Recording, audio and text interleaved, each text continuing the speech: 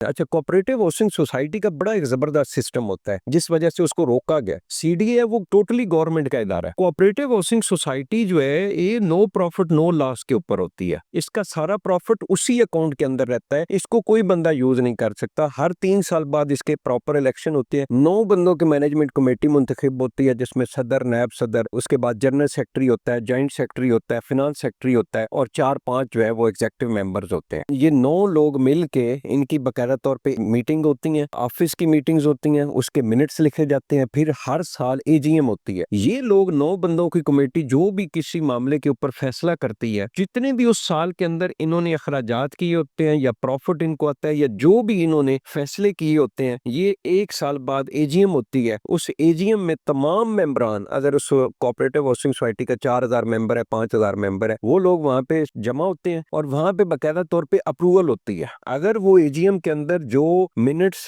या जो इनके एक्शन अप्रूव हो जाएं वो फाइनल हो जाते हैं और जो एजीएम के अंदर तमाम मेंबरान रिजेक्ट कर दें वो काम नहीं हो सकता। इन हाउसिंग सोसाइटीज के अंदर भी करप्ट लोग शामिल हो गए। कोऑपरेटिव हाउसिंग सोसाइटी के अंदर अब 9 लोगों की मैनेजमेंट कमेटी है तो हर बंदे ही तकरीबन यहाँ पे करप्शन करने के लिए आता है। अब जब वो करप्शन करने के लिए आता है तो 9 बंदे कभी भी एक पेज के ऊपर मुत्तफिक नहीं हो सकते, चाहे वो करप्शन वाला मामला हो चाहे अल्लाह माफ करे इस्लाम वाला मामला हो। ये हमारा आलमी है।